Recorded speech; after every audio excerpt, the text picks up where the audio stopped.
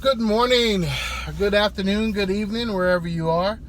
It's John Clement, aka The Boss, coming to you with another Car Talk, where I can give you some relevant information about life, what's going on, and things that are, happening that you can maybe improve your life with or just make something else better with. So, as normal, I'm always on YouTube researching and on Google, and there was a video put out that a guy made and said what he wished he knew in his 20s. He was 29, about to go on 30. So I'm going to talk a little bit about that because technically to me, a 30-year-old still doesn't really know what he needed to know when he was in his 20s. Because you really don't know. You got to get a little bit of more life experience, and you don't know that until you get to that point. Once you've gotten a little bit more life experience, you realize how much you didn't know when you were in your 20s. So for me, I break it down into time frames like this: 20s, your 30s, and your 40s. Okay, so that's the easiest way to look at it. Right now, I'm in my late 40s, about to go into 50s, but there's things that if I could go back and do it again, and as a parent, I try to get my kids to do these things that I would do or wouldn't do. And the only people, I believe, who really understand what you should do in your 20s or 30s are parents. And you know why I say parents?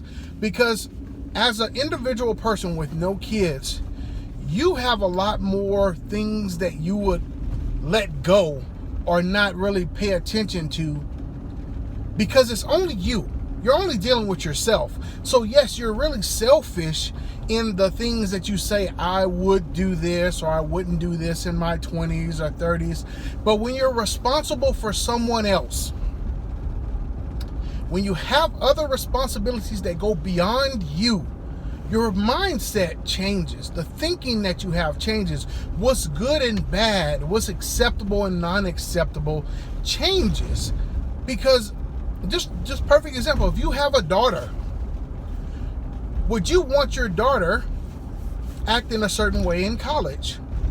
Well, see, if you were single and thinking about, well, if I was, this is what I would think about college or whatever, and this is how I would do it. See, your thoughts would be different on it. You would have a different approach, because if you had a daughter, how would you want your daughter to interact with people in college and deal with guys and other people in college? It changes you. And I remember this one time when I think I probably was in my early 20s, and we were passing by this school, and I know it was a high school, and we were looking out, and there was a bunch of kids walking around. There were some young ladies out there. And I was looking, I was like, man, she's pretty nice and this and this. And they were like, man, these girls there was a high school girls. And I was like, well, high school girls date grown-ass men. And that person said something that I'm bringing to you now. He said, what would you think if that was your daughter? How would you feel? I had a young girl at the time. But see, she hadn't gotten to that age. But I bring that up to you to once again reemphasize that as a single person, you have different expectations and desires of outcomes of your life, because it's just you in your 20s and 30s. When you have a family or anyone else that's dependent on you, especially if you're raising a child, it changes completely. Because now you want the best for your child. People don't realize you actually, a lot of times, don't want the best for you, for yourself. I'm going to say that again. A lot of times you actually don't want the best outcome for yourself. You want what's fun, convenient, and exciting at the time, most times. I'm going to say that again. You, as a single person, do not most times want the best thing for you. You want what's exciting. You want what can get you that time period pleasure, but not what's best. When you have kids, you want what's best for your kids.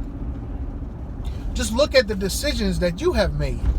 You might not have gone to college, but you want your kids to go to college.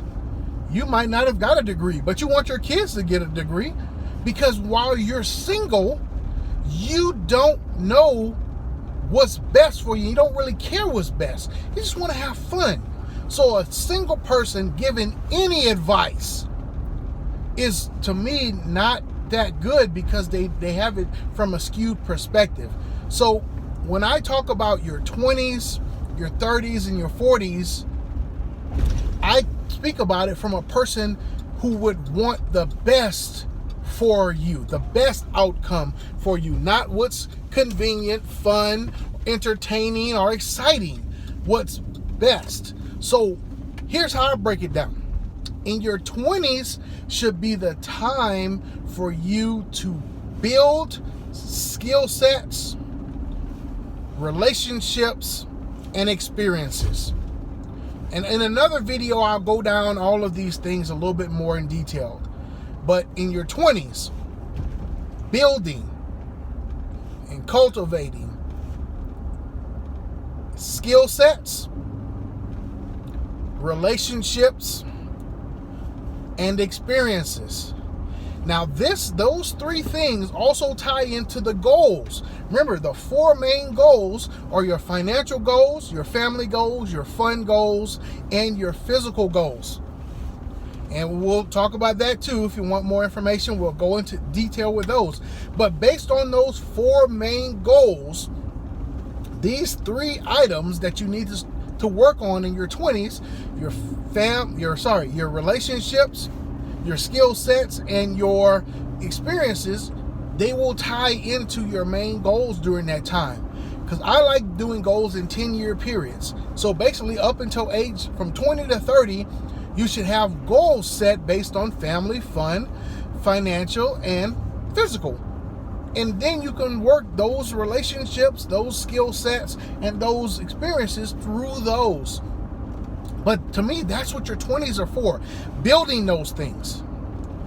Now your 30s are for now cultivating and utilizing those same skill sets, those relationships, and those experiences. See, now that you actually have done something in your damn life, you've done something, you've tried some stuff, and you put some things to use, and now you've gotten experiences from that, you can now start to cultivate and grow from those things. Because now you have something to work with.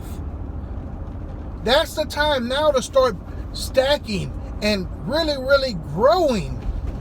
Because in your 20s, you're just trying out shit. Trying out relationships, you're trying out people, and trying out experiences to see what you like, who you are, all that stuff. And then you're building skill sets to be a better person, to be useful. Then when you get into your 30s, now you're putting all that shit to use. Now you know some stuff. See, it's the difference between having a theory and knowing some stuff. See, when you know, you have the experience. You know it. And it's just not just a theory. You have actually tried it. So now you can see all the things you know and go, you know what? I like this. I don't like this. This is more effective. This is not effective. This sucks. This is great. Now you know what to do.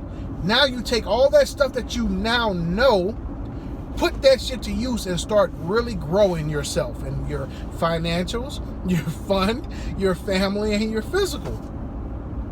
Your 40s are rinse and repeat. Reap. Let's change that. It's reap and repeat. See, because you've done some stuff in your 20s, you found out the right things to do and started doing them in your 30s, now you can reap the rewards in your 40s and on.